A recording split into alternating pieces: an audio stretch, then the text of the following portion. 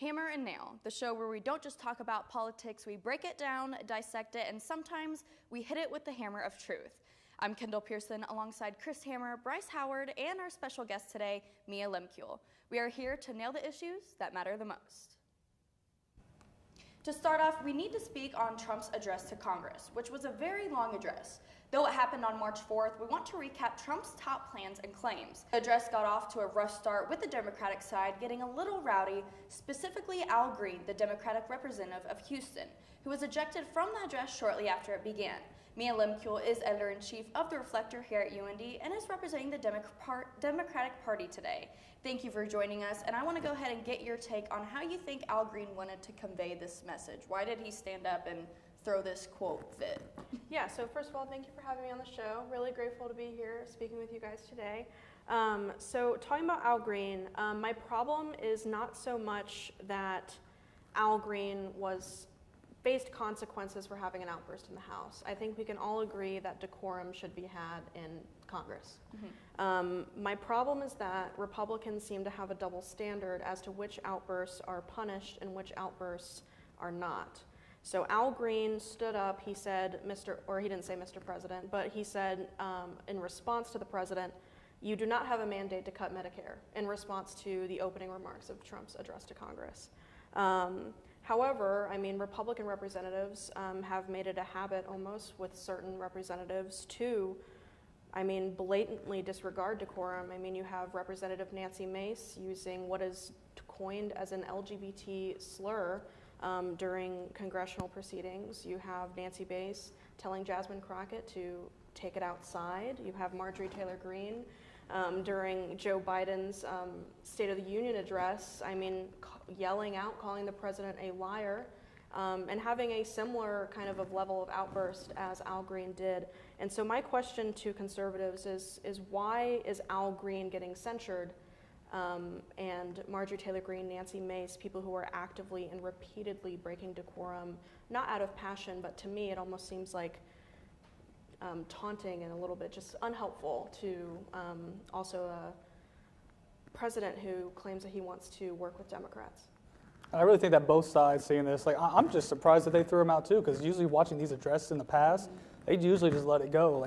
Watching any of these presidential addresses now, it feels like I'm watching a WWE event where people are cutting promos and they're just yelling back and forth at each other. That's what these presidential addresses have evolved into now. This one just looks like a baseball game where somebody got mad at an umpire and just ejected him out of the event. Yeah. But I'm surprised that even happened. Usually they just let him keep going. So this is definitely interesting to see that. But did I expect anything less from what I saw there? No. We knew it was going to be like that. That's how they've been for a long time now. So it's definitely interesting to see how these are going to go.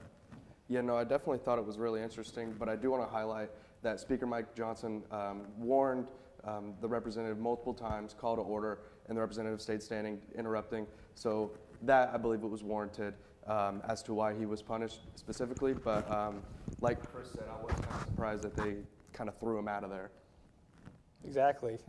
You watch these addresses, which this one, even though it was like a State of the Union, they want to stress that it wasn't a State of the Union. Mike Johnson just invited Trump to speak.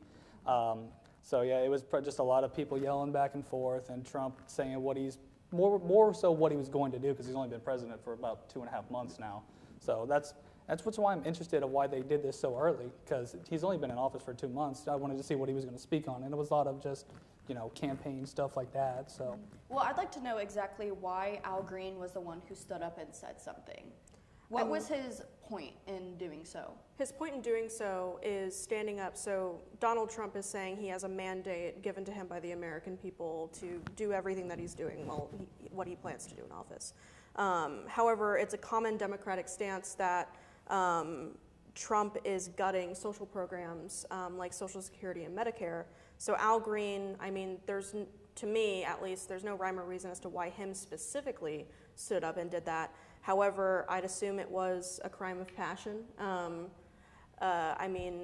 To him, I'm sure he saw the president telling something that wasn't exactly true or that was misleading or speaking passionately about something that his side of the aisle believes in. So other than that, I don't know of a specific reason why Al Green in particular chose to stand up. Real quick here, I want to hit on some part here. I was interested to see if Democrat representatives were going to fall for the gotcha moment by Donald Trump, because we knew he was going to bring up, people with diseases, people with cancer and stuff like that.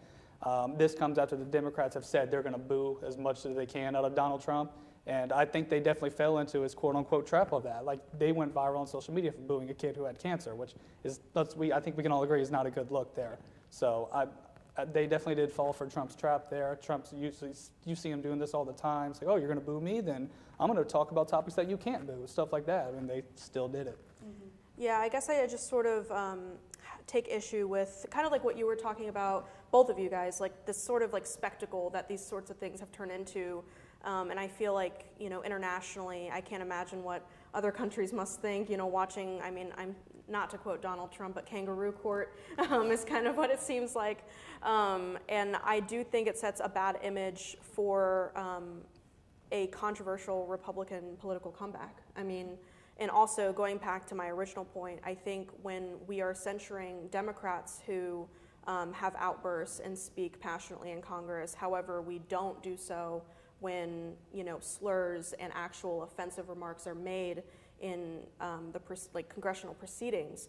I think it further proves to the Democratic side of the aisle that conservatives aren't about free speech. It's about free speech when you agree.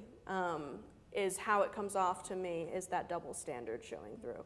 I'm glad you brought up international affairs, because that's one of our next topics. Is Trump announced that the U.S. military ended the, quote, miserable life of the ISIS chief of global operations in coordination with Iraqi forces on Friday. The commander of U.S. Central Command said in a statement that they will continue to kill terrorists and dismantle the organizations that threaten our homeland and U.S., allied and partnered personnel in the region and beyond. What do you guys have to say about this? Because this is the second strike that has targeted ISIS officials since Trump returned to the White House. I love that this is our second topic here, because our first topic goes from a very divisive issue to something, now we're talking about something I think both sides of the aisle can genuinely agree on, that this is a good thing. We're taking out terrorist leaders. We can finally agree on something. And I don't know if you guys have been on social media or seen the video. They've released the video of this, and they got my boy on HD kill cam right there. You could just see the clear video. The rocket comes in and the car just blows up. So they really got him on the Call of Duty kill cam right there. But yeah, I just love the segue. We go from very divisive to something we all agree on right here. Yeah. Now, did he do something specifically that Trump was like, yeah, no, we're taking you out now? A big campaign point of Trump's is he wants to demilitarize and make sure ISIS does not grow to power. He's always campaigned on that, and he worked very heavily on that in his first term, so I'm not surprised that he's still trying to go after ISIS leaders like this. Yes, but how do you think this would impact us moving forward? Taking out one of the top ISIS leaders, like obviously there's some repercussions of that. So, what do you guys think could happen or would happen? I think our infrastructure and our country as a whole and our military, we're too strong. They might try to retaliate, but it's not going to go anywhere. We have troops stationed in the Middle East, so retaliation from them, it's not going to happen. So what ISIS is going to do, they're just going to replace that leader, but it does slow them down from carrying out future terrorist attacks against other nations. But as far as an attack against the United States homeland or United States troops, that won't happen, because if that happens, they're done. Yeah. And I think the next step here is, ISIS is hiring now. There's a job opening.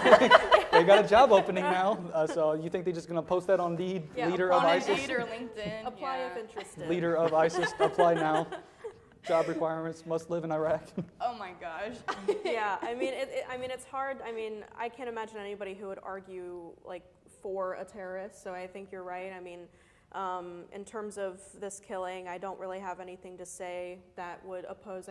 ISIS hates America, what we stand for. So, and like you said, Trump heavily targeted ISIS during his first term and has been successful. Now, I can't speak for other foreign policy endeavors, but at least as far as this part of the Middle East goes, I think he's sticking by his word.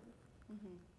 I'm glad you brought up, I'm glad we're talking about this topic, because later on we're going to be speaking on the topic about Trump's proposed travel ban, where he's not wanting other people from other countries to come in. There's 3 different categories. We'll go into more detail on that later. But the way I'm interpreting it is to prevent terrorism. Mm-hmm. But I'm going to go ahead and talk about Trump's proposed tax plan. I know we discussed this just the other day. To me, this doesn't do anything to me, because I'm looking at this. Trump wants to make it to where if you make less than $150,000 a year, you pay no taxes at all. I think it's a complete just bluff by Trump here, because that's not going to happen, I obviously. just don't understand it. Like, obviously that sounds Right. like music to my ears, and Right. also And he's it talking would. about no tax on tips, Yeah. and also things with Social Security. Like, I'm a part-time server, so no tax on tips, I feel like I'll be balling And I think money. I think no tax on tips could happen, but this eliminating taxes altogether for people Yeah. making 150 less, like, so as someone who like will represent the Republican Party here, this is not something we do. We don't genuinely make promises of free stuff like this. So Yeah. that's why I don't understand why Donald Trump is doing this. I think it's just something to get people who don't follow Yeah. politics excited about him because they don't really know that the repercussions of this, and it's not going to happen at all. Yeah, I also think the devil's in the details. I mean, this is proposed partially by Howard Lutnick, the Department of Commerce Secretary, and he says that this would only be in effect after the federal budget is balanced, which, for those who don't know, we are currently $36 trillion in debt. Right.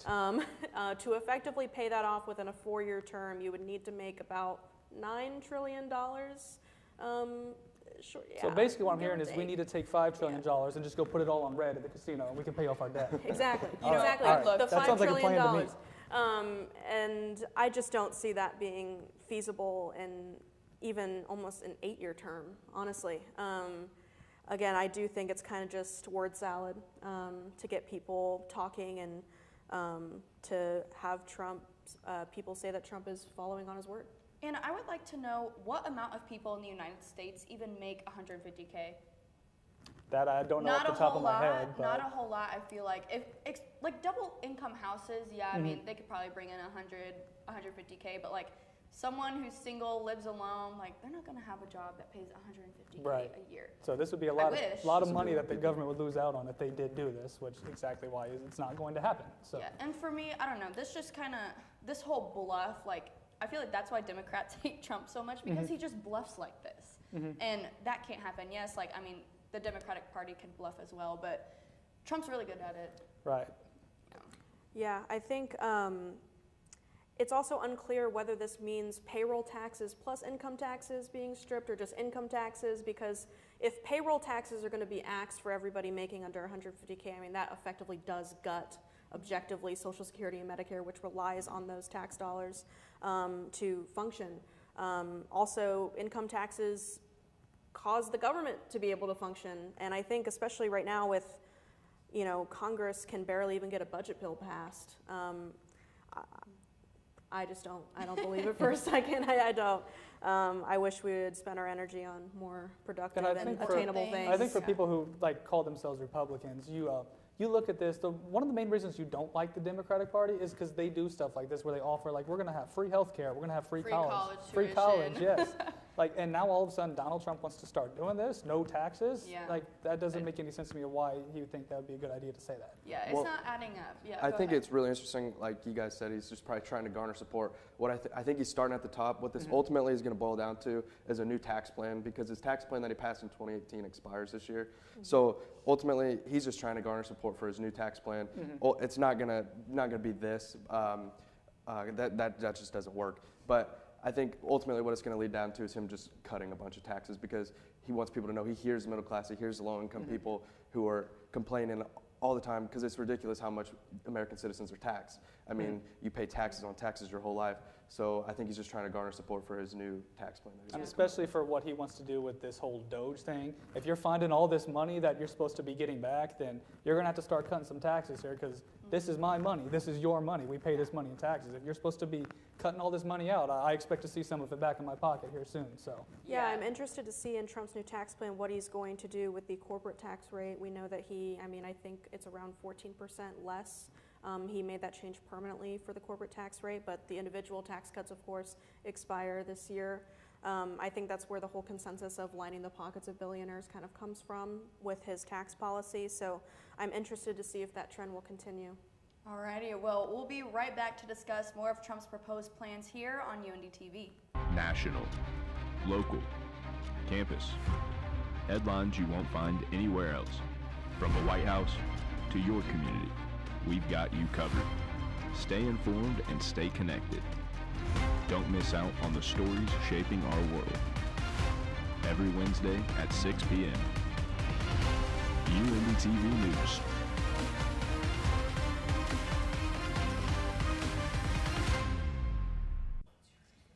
now we are going to discuss U.S. military members with gender dysphoria and how they are now required to begin separating from service, according to the DoD.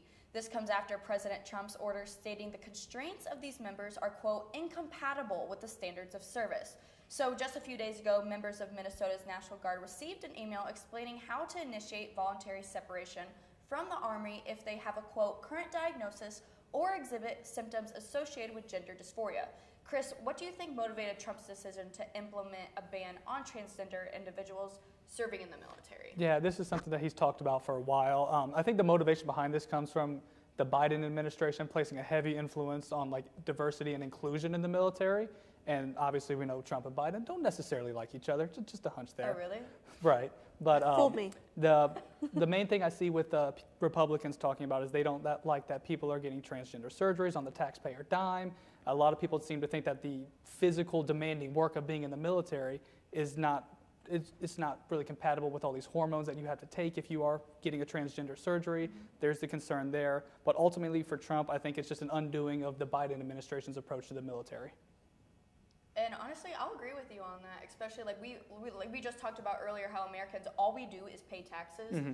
So you're telling me that these taxes are going to, you know, reconsignment surgeries, like it's just...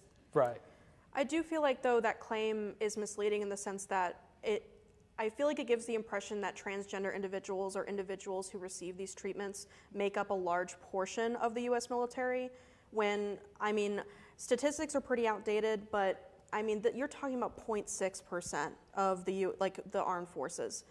You are not talking about even a sizable chunk of the military. And I would be interested in seeing numbers on exactly how many taxpayer dollars actually go toward sex change operations or hormone therapy, especially for armed service members. And I'm going to be honest, this is the one where I think that this is giving me a flashback to the 90s with Don't Ask, Don't Tell, where if you were openly gay, you weren't allowed to be in the military, but if you were closeted and nobody said anything, then I guess you're good enough. I think it comes across as incredibly intolerant, and I mean, I agree with what you said. I do think it's a retaliatory thing against Biden. I mean, Trump, they're definitely not friends. Right. And this debate's not new. No, like I said, We've been having this for ages. And I do think, like, you are icing people out of serving their country based solely off of who they are. And I think that is ridiculous and does not, I mean, I would, again, like to see numbers on A, how many taxpayer dollars are actually going toward these things, and B, how this affects the force readiness, which is the primary objective of the U.S. military to perform duties. One thing I will say, I'm glad you brought up the statistics side of it, because you know it's not like there's a bunch of transgenders, Right. transgender people in the military. Like that's not how it is. But some people may take this as an attack on the LGBTQ plus community too. Mm-hmm. So you also have to worry about that. And then I'd also like to know how military members feel about this, whether they are transgender or not. Right, and I don't think it's necessarily the argument of like how there are very few transgender people in the military. But the reason I think this is such a big debate right now is because during the previous administration, there's been a lot of focus on putting transgender people in positions of like power, like generals and stuff like that, people who have immense power within the military. And obviously this isn't going to really resonate well with the Republican base. Donald Trump doesn't like this. The whole Trump agenda here is to get the military back to being just that, the military, taking political issues out of it, trying to make it just solely defending the country like that. Okay, you said that you said Trump wants to make it to like come back, make the military again. Mm-hmm. So can I ask you, why aren't we the military that we used to be? It's become so highly politicized. That's true. Service members, when they take the oath that no matter who the president is, that's their commander-in-chief. So politics should not be playing a role in our United States military at all, because that's our national defense. Mm-hmm. So what President Donald Trump's trying to do is he's trying to take politics and all these very divisive issues and just get rid of that, because ultimately the main goal of the United States military is our nation's safety, and that should be the sole issue. I think it's and ironic. the sole thing that they're serving and protecting is our nation, and all these divisive issues. He's just trying to get rid of that. I think it's ironic to say that Trump wants to take politics out of the military when he's actually doing the opposite and politicizing, you know, with everything going on with DEI, putting that into the military and that conversation. I mean, if you want to talk about things that actually need to be tackled in the military, let's talk about how Pete Hegseth says that women shouldn't be in combat roles. Let's talk about, on the topic of women in combat roles, how sexual assault is rampant. And I mean, there are just so many things that would effectively get to the military back to being, what we think the military should and could be, is, an elite force, the best military in the world. I don't think transgender individuals are going to change that we have the best funded and effective military in the world. And I think that we really need to focus on issues within the military that matter, and I unfortunately think that this is not one of those things. And I think the issue of this, it isn't that just that Trump and the Republicans just don't like transgender individuals. I think their reason behind this is you look at all the hormones you have to take to get this surgery, you look at all the pills you have to put in your body. They're saying that if you are in the military, this isn't an environment that you're going to be able to have that in your system and be able to do your job at a high level, because everybody knows being in the military, it's a very high-stress job. You're dealing with stuff that none of us ever would probably see in our entire life there. Mentally and physically, and the hormones that you take is going to affect you mentally and physically. But I agree with you, and I'm glad you brought up everything that, especially like what Pete said about women being in combat, because this is such a small problem, I would say, and he seems to be expanding it into this huge problem, acting like there's so many transgender personnel in the military when that's just not the case. Yeah, and also expanding outside the military, like, Chris, to your point of like, well, you don't think like Trump has anything like against transgender individuals, it's about the hormones, right? And to that I would say like that could be very well true. I know that hormone treatments, they're hormone treatments, they mess with your hormones. Right. However, you have the Republican agenda to me right now, or at least the MAGA Republican agenda, is to ice these individuals out of almost every facet of, government. I know that we do have one transgender representative in Congress right now who was recently misgendered. So icing them out of government, icing them out of education, prioritizing things like drag show readings as an important, I feel like we're more focused on the culture war aspect of it all versus actually, and that's why it comes off as, okay, this policy is homophobic, because you have all of these other things going on, or I guess transphobic, excuse me, because you have all these other things going on where the Republican administration is effectively putting these barriers up for people who are, really normal people like you and me just trying to express themselves. And how are we ever supposed to break down those walls? To me, this whole topic is just dividing the Democratic and the Republican Party once again, which needs to stop. Absolutely. It's annoying. I'm tired of it. I could sit here and talk for 35 million minutes about this topic. Again, we are focusing on things that do not matter, and we need to focus on something that actually does matter. And the thing is that if I talk to Chris and Bryce outside of this, I'm sure that we share a lot of the same core values. Mm-hmm. Yes. And we probably agree on a lot of things. And I think my main problem with Trump's, I think the word rhetoric is really thrown around a lot. My main problem with Trump's rhetoric is that he says that he wants to work with Democrats, but he's incredibly divisive and alienates Democrats. During the address, going back all the way to the beginning, he pointed at them and called them lunatics on television.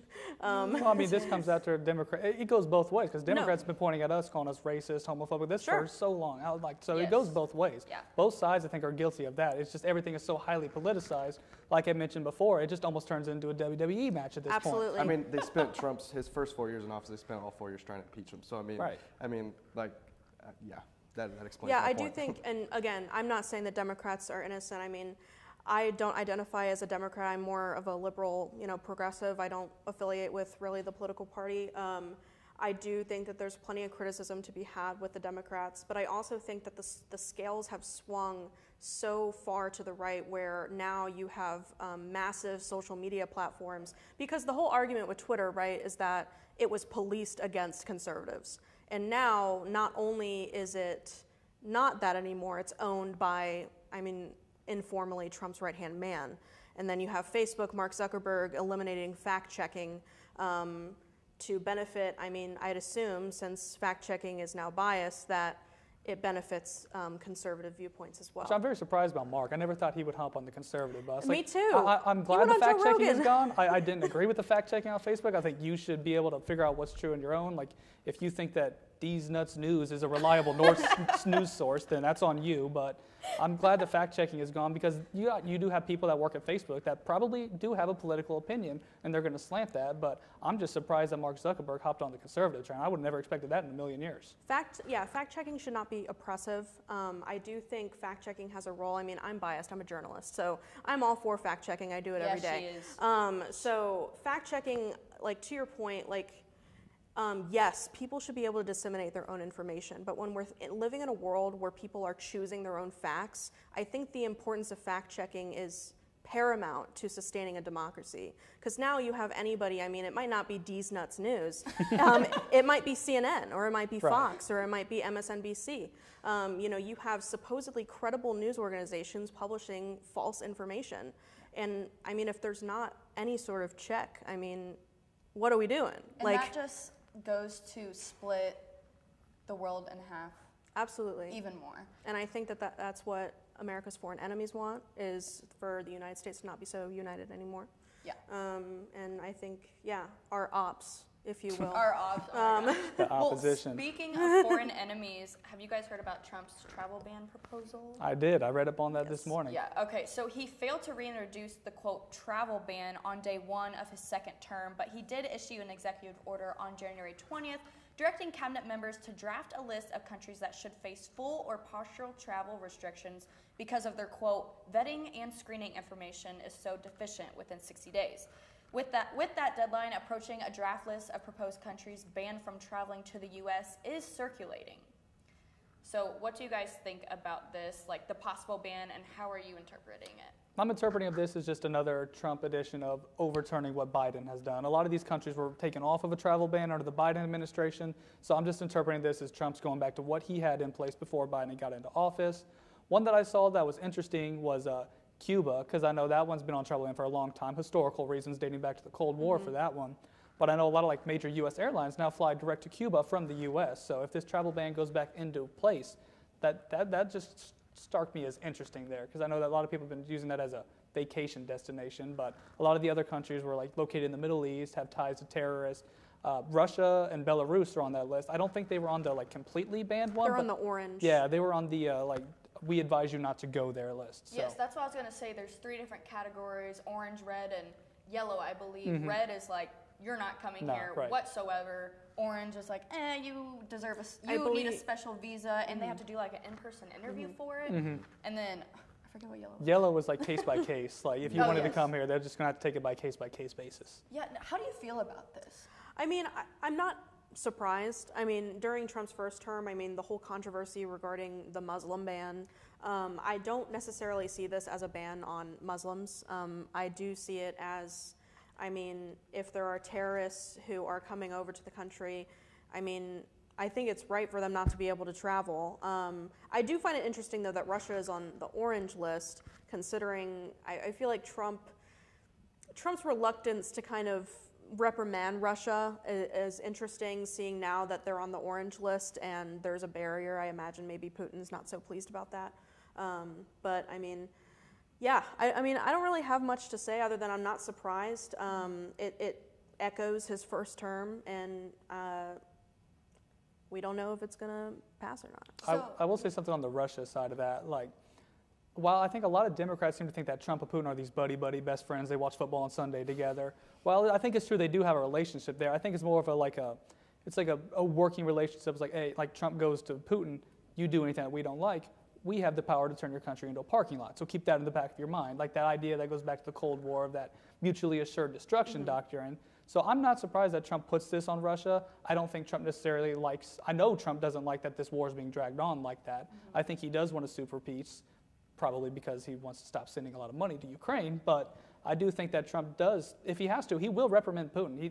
They're not like buddy like that. I think they just have a business relationship like that. Yeah, I think like the narrative of like, you know, America sending all of this money to Ukraine and Europe's not paying their fair share is completely misleading. Europe has collectively provided, I mean, just $100 billion in aid. A lot of what we're sending is munitions that would otherwise sit there and collect dust. Why not send them to, you know, protect our allies and to support our allies? My problem with Trump in terms of his relationship with Putin, I do agree there has to be a certain caution there, you know, like you said, mutually assured destruction. This is a country with nukes that we've had tensions with for decades. So you can't recklessly say whatever you want, right? But I do find it concerning that there's a lot of criticism placed on Ukraine, but whenever Trump is asked about Putin or Russia in particular, he can't even admit that Putin is a dictator, which that is a fact. Putin is a dictator with his eyes on Europe. Ukraine is a European country. They are not in NATO because Putin does not want them in NATO. For this reason of, I just think, you know, you let a bully take an inch, they're gonna go the mile, right? And however, I do disagree with the statement of people that say that, well, once Ukraine falls, you know, Poland's going to be next. They're not going to do Poland. Poland's in NATO, because if they invade Poland, now they have to directly deal with us, because that's a part of our group. I do not think that if Ukraine falls, Russia's going to take over Europe and be the sole. Doesn't Trump want to exit NATO? He does want to do that, but it's another thing that Trump says all that stuff all the time. It's just generate headlines. But when you're the president of the United States, the things that you say matter. And I think when you're on the world stage and you're saying things like that, it's reckless. And if you're saying that you're pulling out of NATO or that you don't support NATO or you don't support this or the UN or whatever, the only reason I think he said he wants to pull out of NATO is because I think it's just a agenda that goes back to he is very displeased with how the Ukraine war is going. He doesn't like sending all these funds to Ukraine, which if you look at it at a conservative viewpoint would be justified because we've spent an ungodly amount of money for the past 3 years, and it feels like we're almost getting no return on our investment because it feels like this war has been a standstill for how long now? Yeah. We need to have negotiations open. We need something to start happening here because we can't just aimlessly be sending supplies, aimlessly be sending money, and not have anything happen. Well, I feel like I'd shy away from calling a war an investment. I think, like, Ukraine doesn't want this war just as much as Americans don't want this war. I mean, I think, and I'm not saying that you are saying this in particular, but something that some conservatives are going is like this narrative that Ukraine has somewhat had a role in like starting this war when they were invaded. Like they didn't ask for this.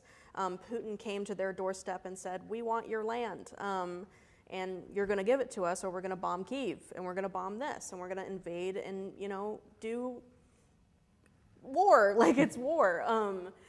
And I think that, this idea that protecting our allies through giving funds, I mean, we give plenty of funds to Israel to support our allies. We vote with Israel regularly in the UN. We support our allies. So why does that only apply to those countries but not Ukraine? Is it because they're not in NATO? Well, we don't like NATO anyway. That doesn't really, to me, it's hard because I can't get on the bus of the return on investment. I don't think investing in democracy is something that we need a return on other than the fact that a democracy is kept safe.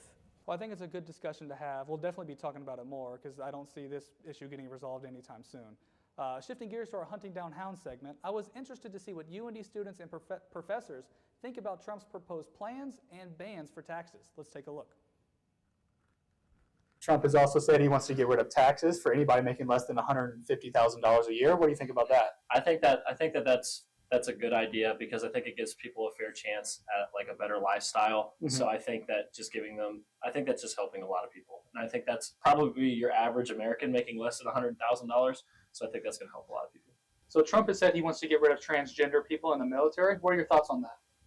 I think that's kind of crazy because I think anyone that is willing to put themselves on the line for a country should be able to, regardless of their gender identity. So President Trump to think that transgender people shouldn't serve in the military, I think is very, very crazy and very outdated.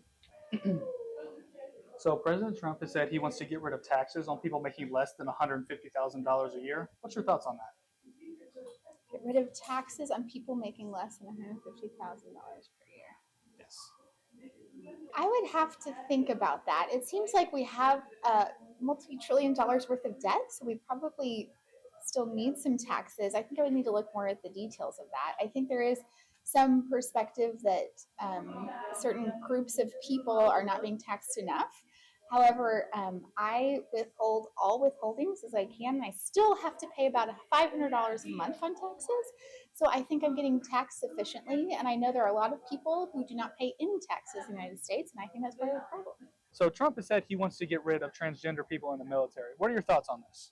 I feel like it's kind of a wasted campaign. It's putting a lot of energy and focus into something that's a very small percentage of U.S. service people.